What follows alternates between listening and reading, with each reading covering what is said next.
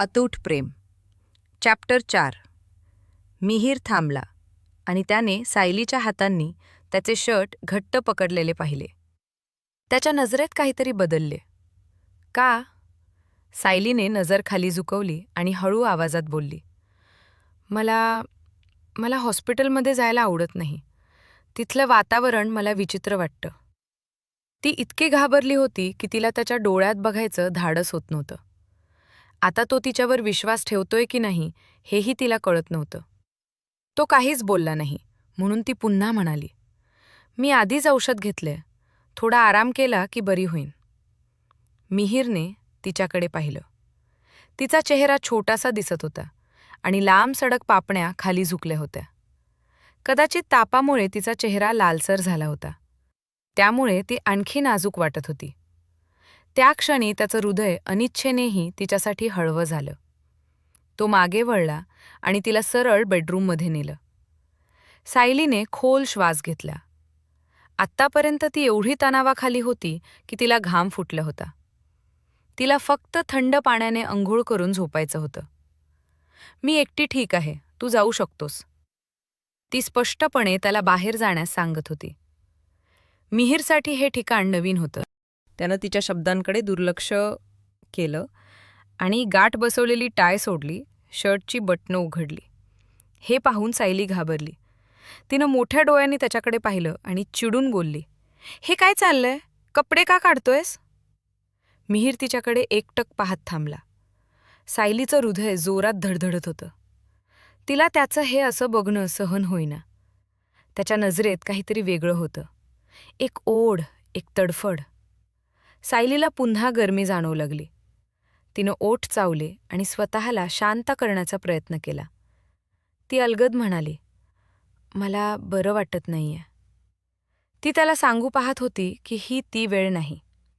त्याशिवाय ते आता डिवॉर्स घेणार होते, तर आत्ता शरीरानं एकरूप होणे नक्कीच योग्य नव्हते. मिहीर काहीच बोलला नाही. त्याची चेहऱ्यावरचे भाव अनाकलनीय होते. तो अजूनही तिच्याकडेच पाहत होता. दुसऱ्याच क्षणी त्यानं बेडवर पकड घट्ट केली आणि तिच्या जवळ झुकला. तिच्या कानाशी हलक्या आवाजात म्हणाला, मी काही रानटी नाही.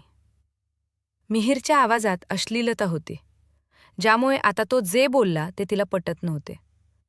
तिच्या लाजणाऱ्या चेहऱ्याकडे तो पाहत राहिला. तिच्याकडे पाहून मंद हसत तो बाथरूममध्ये गेला. सायलीने आपले लाजेने गरम झालेले गाल थंड करण्यासाठी हात लावले. हा माणूस कायम असाच वागून तिला लाजवतो. काही वेळाने मिहीर बाथरूममधून बाहेर आला आणि तिला अंघोळीला जायला सांगितलं. काय? याला कधीपासून माझी इतकी काळजी वाटू लागली? तिला आश्चर्याचा धक्का बसला. सायली स्वच्छताप्रिय व्यक्ती होती.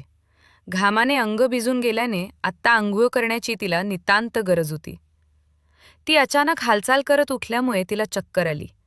ती मागे झुकली आणि पडणार इतक्यात मिहीरने तिला लगेच सावरलं आणि तिला थेट बाथरूममध्ये उचलून नेलं. त्याच्या मोहक सुगंधाने तिचं हृदय अजूनच वेडावलं. ती परत त्याच्या मोहात अडकणार की ती घाईघाईने म्हणाली, मी स्वतः चालू शकते, मला खाली सोड. तिच्या विनंतीला मान देऊन त्याने तिला खाली बाथटबमध्ये नीट बसवले. स्वतः त्याच्या टोकावर बसून तो तिचे कपडे काढू लागला. त्याचे हात इतक्या सराईतपणे फिरत होते जणू याआधीही अनेकदा त्याने केले असावे. त्याच्या राकट बोटांच्या स्पर्शाने ती रोम रोम शहारली. तिने पटकन आपल्या शर्टची कॉलर पकडली. तिच्या चेहऱ्यावर लाजेची झालर पसरली होती. ती लाजत म्हणाली, मी स्वतः करू शकते. तू जा. काय प्रॉब्लेम आहे तुला? मिहीरने शांतपणे विचारलं. हे पहिल्यांदाच होतंय का? तिला गरमी जाणवली तिच्या चेहऱ्यावर. लाजेनं तिचे कान ही लालबुंद झाले होते. खरंच होतं ते. आताही तिच्या डोळ्यासमोर त्यांचे ते गुलाबी क्षण तरळत होते, ज्यामुळे तिला आणखी लाज वाटत होती. इतकी की त्याच्या नजरेत पाहणे ही तिला अवघड झाले होते. डोक्यातले विचार झटकून तिने दीर्घ श्वास घेऊन म्हटले, मला एकटं राहायचे आहे.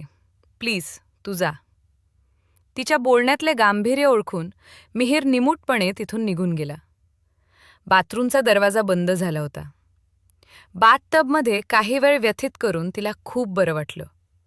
बाथरोब घालून ती बाहेर आली. मिहीरला अजूनही खोलीत पाहून ती चकित झाली.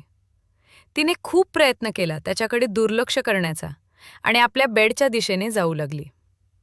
इतक्यात त्याने तिच्या कंबरेला पकडत तिला ओढत बाथरूममध्ये आणले. "हे काय चाललंय तुझं? ओल्या केसात तू झोपू कशी शकतेस?" म्हणत त्याने तिच्या ओल्या केसांचा टॉवेल काढला आणि ड्रायरने तिचे केस वाळवू लागला. तिचे लक्ष आरशातल्या त्यांच्या प्रतिबिंबाकडे गेले.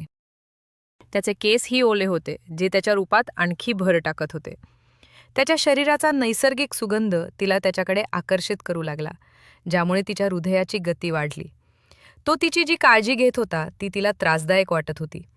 तिला भीती वाटू लागली की ती आणखी त्याच्या प्रेमात पडते की काय. असे झाल्यावर ती त्याला डिव्होर्स देऊ शकणार नव्हती.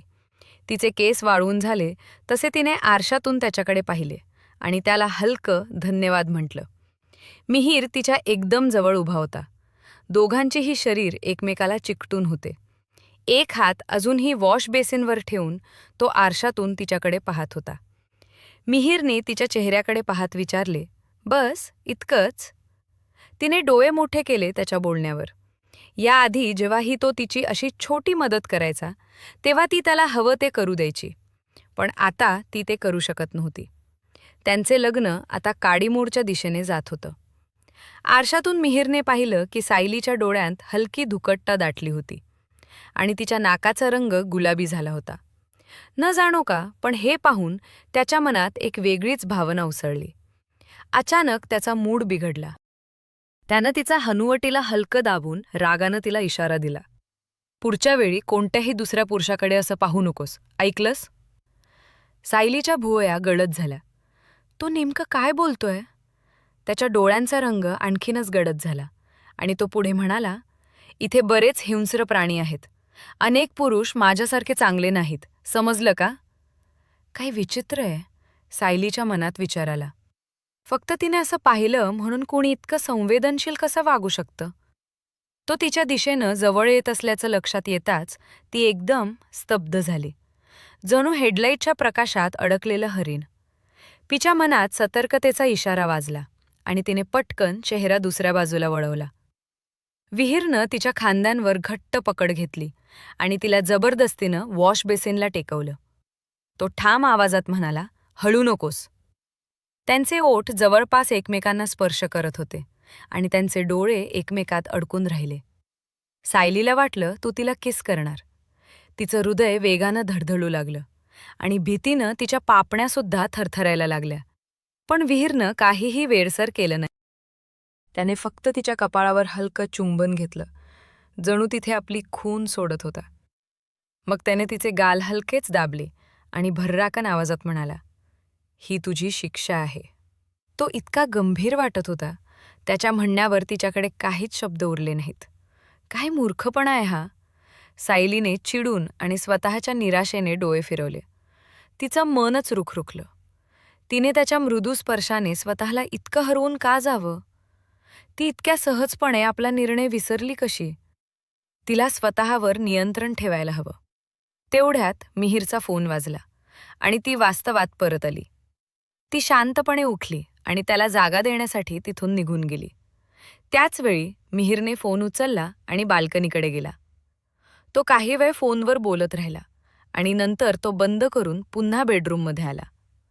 तेव्हापर्यंत सायलीने आधीच स्वतःला पांघरुणात लपेटून घेतलं होतं. तो निघणार आहे हे तिला समजलं होतं, पण तिने त्याला थांबवण्याचा प्रयत्न केला नाही. "बाहेर जाताना दरवाजा लाव." तो काही बोलायच्या आधीच तिने शांतपणे म्हटलं. मिहीर शांतपणे म्हणाला, "ठीक आहे, झोप आता." तो त्याचा कोट उचलून बाहेर पडला. दरवाजा लागल्याचा आवाज आला आणि सायलीने ब्लँकेटच्या आतून डोकावलं. तिच्या मनात अनंत विचार होते. सगळ्यांना माहीत होतं की मिहीरच्या आयुष्यात एकच स्त्री होती, लावण्या. तिला खरंच त्याच्या जगात काही स्थान होतं का? आणि या वाढणाऱ्या जीवाने काही बदल होणार होता का? नाही. हे आठवताच तिने गर्भधारणा चाचणीचा रिपोर्ट फाडून टाकला. याला सांगण्यात काहीच अर्थ उरला नव्हता. रुग्णालयात मिहीर खिडकीसमोर उभा होता. समोर पसरलेल्या सुंदर रात्रसृष्टीकडे तो शांतपणे पाहत होता. चंद्रप्रकाश त्याच्या तीव्र चेहऱ्याला अधिक ठसठशीत करून त्याला आणखी देखणे बनवत होता. मिहीर. लावण्याने हळू आवाजात त्याला हाक मारली. ती जवळच्याच पलंगावर पडली होती. गडद जांभ्या रेशमी गाऊनमध्ये तिचे सौंदर्य अधिक खुलून दिसत होते. मिहीर विचारांच्या गर्तेतून बाहेर आला आणि तिच्याकडे वळला. आता कसं वाटतं? आता थोडं बरं वाटतंय. पुन्हा तुला त्रास दिला त्याबद्दल माफ कर. लावण्या अपराधी भावनेने म्हणाली. ऋतुजा उगीचच मोठं करत होती. तिच्या चेहऱ्यावर हलकंसं वेदनांचं सावट उमटलं होतं. जणू ती मिहीरला आठवण करून देत होती की ती त्याच्यासाठी किती महत्वाची आहे. काही विशेष नाही, मिहीर निर्विकार आवाजात म्हणाला. तुला भूक लागलीये का? आदर्शला काहीतरी आणायला सांगू का? नाही, गरज नाही. लावण्याने मऊ आवाजात विचारलं. तू आधी कुठे होतास? मी व्यत्यय आणला का तुझ्या कामात? असं काही नाही, मिहीरने शांतपणे उत्तर दिलं.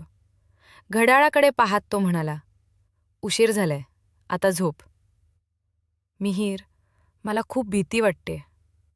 अचानक लावण्याने त्याच्या मागून त्याला घट्ट मिठी मारली. तिच्या आवाजात हलकं रडवं सूर उमटलं. तिने चेहरा त्याच्या पाठीवर टेकवला आणि हळू आवाजात म्हणाली. प्लीज, माझ्यासोबत राहशील का?